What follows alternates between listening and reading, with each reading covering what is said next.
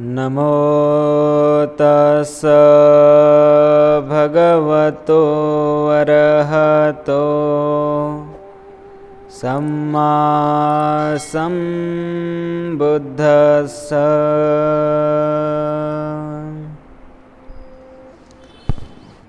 विश्ववंदनीय विश्वशांतिदूत महान कारुणिक तथागत सम्यक संबुद्ध बोधिसत्व गुणोपेतं डॉक्टर बाबासाहेब आंबेडकर यांच्या धम्मक्रांतीमध्ये शेवटच्या श्वासापर्यंत समर्पित राहून आजच्या या मंगलमय प्रसंगी मंगलमय दिनी आपणा सर्वांच्या हितासाठी सुखासाठी एक छोटेखानी उपदेश मी आपणा सर्वांना करणार आहे।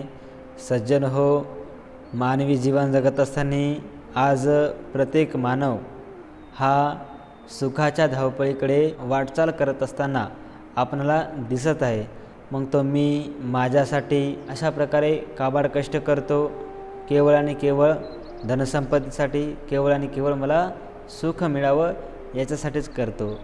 परंतु हे जे काय धनसंपदा, हे जे काय प्रॉपर्टी आहे त्या मिळवण्यासाठी तो आपल्या स्वतःच्या आरोग्याकडे दुर्लक्ष करत असतो। आपण धन कमवावा, आपण पैसा कमवावा, परंतु पैसा कमवत असताना आपण आपल्या आरोग्याकडे लक्ष देखील दिलं पाहिजे। कारण भगवंत म्हणतात की आरोग्य परमा लाभा।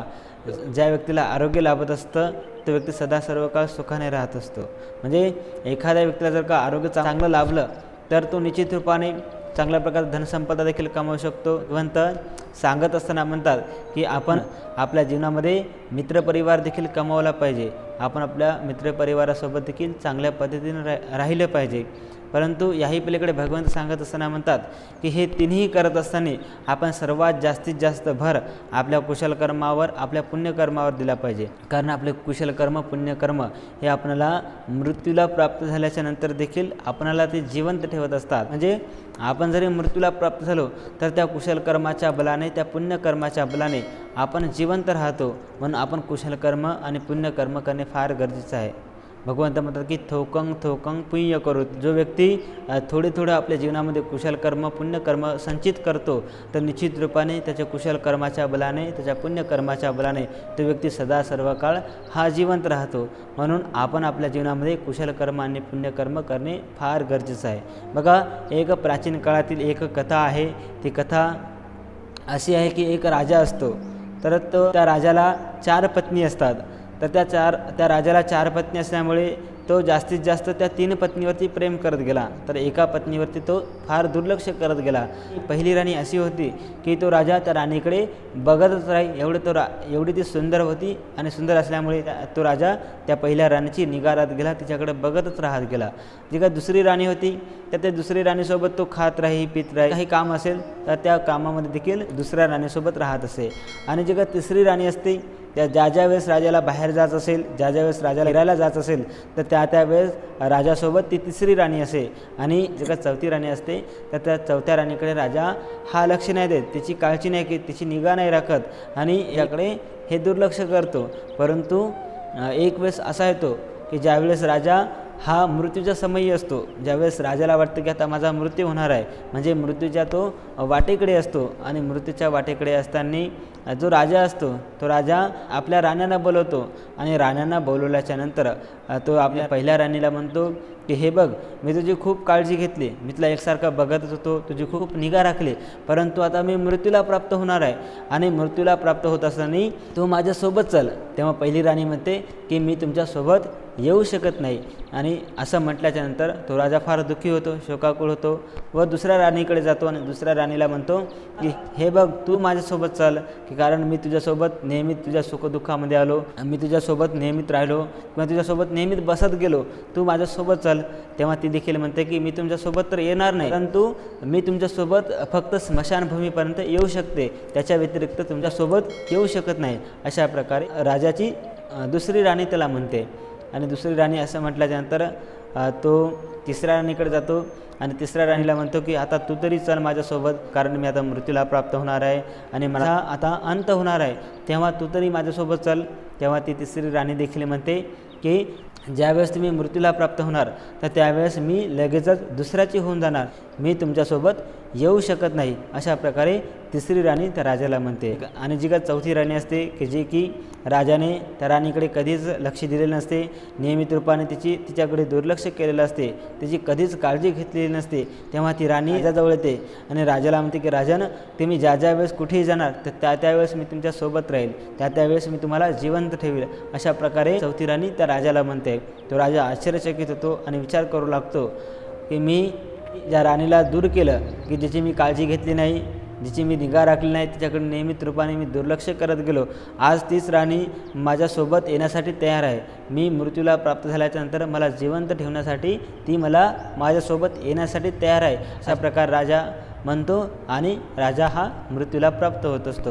सज्जन हो, अगदी तशा प्रकारे आपल्या जीवनाचं देखील आहे. हा राजा म्हणजे दुसरा तिसरा कोणी नसून ते आपण स्वतः आहोत. आपण स्वतः म्हणजे आपलं हे जे काय राजा आहे, म्हणजे आपण स्वतः राजा आहोत आणि आपण स्वतः राजा असल्यामुळे जी काय पहिली पत्नी, जी काय पहिली राणी आहे, तर पहिली राणी म्हणजे आपलं शरीर आहे. आणि हे जे काही शरीर आहे, आपण या शरीराची किती जर निगा राखितली तरी हे नश्वर आहे, हे एक ना एक दिवस नष्ट होणार आहे. हे सत्य जाणून आपण या शरीराला सोबत घेऊन जाऊ शकत नाही, आपण हे शरीर इथेच त्यागून देत असतो. आणि हे म्हणजे पहिली राणी आहे. आणि जी काय दुसरी राणी असते, ती दुसरी राणी म्हणजे जे काय आपले परिवारातील सदस्य असतील, भाऊ असतील, भावंड असतील, इतर नातेवाईक असतील, ते नातेवाईक फक्त आपल्या स्मशानभूमीपर्यंत येऊ शकतात, त्या व्यतिरिक्त आपल्यासोबत ते येऊ शकत नाहीत.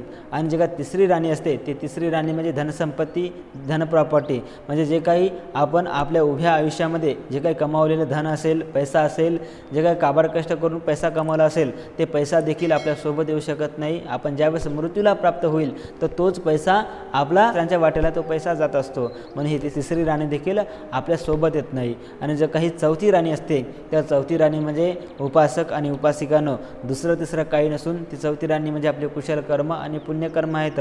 आपण जरी मृत्यूला प्राप्त झालो तरी आपले कुशल कर्म पुण्यकर्माच्या बलाने आपण जिवंत राहत असतो. म्हणजे आपण जर का नियमितपणे कुशल कर्म पुण्यकर्म केले तर तेच कुशल कर्म, तेच पुण्यकर्म आपल्याला जिवंत ठेवत असतात. बघा, आपण बौद्ध साहित्यामध्ये बघितलं असेल, जसं की अनाथपिंडक असेल, राजा बिंबिसार असेल, राजा प्रसेनजित असेल, माता विशाखा असेल, किस्सा गौतमी असेल, किंवा अन्य जे काही बौद्ध साहित्यातील अनेक उपासक आणि उपासिकांचं आपण ज्यावेळेस नावं घेतो, कारण आपण त्यांना एक स्मरण करतो. कारण का तर त्यांचे काहीतरी कुशलकर्म पुण्यकर्म होते आणि कुशलकर्म पुण्यकर्म असल्यामुळे ते आजही शरीराने जरी निघून गेले असतील तरी ते आपल्यामध्ये आजही विचाराने जिवंत आहेत. अलीकडच्या काळामध्ये जर आपण उदाहरण घेऊन बघितलं तर जसं की डॉक्टर बाबासाहेब आंबेडकर हे आपल्यातून निघून जाऊन बरेच वर्ष झाले, परंतु आजही बाबासाहेब आंबेडकर आज प्रत्येकाच्या ओठावरती आहेत. आज बाबासाहेब आंबेडकरांना आपण नियमित स्मरण करतो, बाबासाहेब आंबेडकरांची आपण नियमित रूपाने आठवण काढतो. म्हणजे बाबासाहेब हे शरीराने निघून गेले, परंतु बाबासाहेब आंबेडकर हे विचाराने आजही जिवंत आहेत, कारण की त्यांचे कुशलकर्म पुण्यकर्म हे चांगल्या प्रकारचे असल्यामुळे बाबासाहेब आंबेडकर हे आपल्यामध्ये जिवंत आहेत. अगदी तशा प्रकारे आपण हे मृत्यूला प्राप्त होणार आहोत. आपण हे सत्य जाणून आपण नियमित रूपाने काया वाचा आणि मनाने चांगल्या प्रकारचं कर्म केले पाहिजे. काया वाचा आणि मनाने चांगल्या प्रकारचं आचरण करण्याचा प्रयत्न केला पाहिजे. आपण तर मृत्यूला प्रत्येकजण प्राप्त होणारच आहोत, परंतु आपणाला जर का सुदृढ रूपाने प्रत्येकाच्या मनामध्ये जर का राहायचं असेल तर आपल्याला खऱ्या अर्थाने आपलं कुशलकर्म पुण्यकर्म हे आपल्याला सदोदित रूपाने जिवंत ठेवू शकते. आणि म्हणून या वर्षवासाच्या पवित्र अशा कालावधीमध्ये आपल्याला जेवढं कुशलकर्म आणि पुण्यकर्म करता येत असेल तेवढं आपण कुशलकर्म आणि पुण्यकर्म करावे. आणि जास्तीत जास्त धम्मश्रवण करता येत असेल तर निश्चित रूपाने आपण तो धम्मश्रवण देखील केला पाहिजे. कारण भगवंत म्हणतात की कालेन धम्मश्रवणं एतं मंगलम उत्तम. जो व्यक्ती काळानुसार धम्मश्रवण करतो त्याचं निश्चित रूपाने मंगल होत असते, त्याचं निश्चित रूपाने कल्याण होत असते. म्हणून आपणाला ज्या ज्या पद्धतीने संधी मिळत असेल त्या त्या पद्धतीने आपण तो धम्मश्रवण केला पाहिजे, जेणेकरून आपलं जे जीवन आहे हे आपण जीवन हे सुखमय बनू शकता. आणि म्हणून आजच्या या मंगलमय प्रसंगी आपल्या सर्वाप्रती मंगलकामना मंगलमैत्री या ठिकाणी व्यक्त करतो.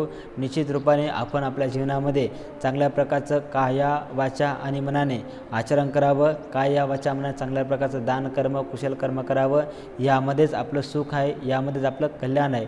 म्हणून आजच्या या मंगलमय प्रसंगी अधिक न बोलता आपल्या सर्वाप्रती मंगलकामना मंगलमैत्री या ठिकाणी व्यक्त करतो आणि इथेच थांबतो. आपले सर्वांचे मंगल हो, सर्वांचे कल्याण हो, सर्वांना हिताचा व सुखाचा मार्ग मिळो.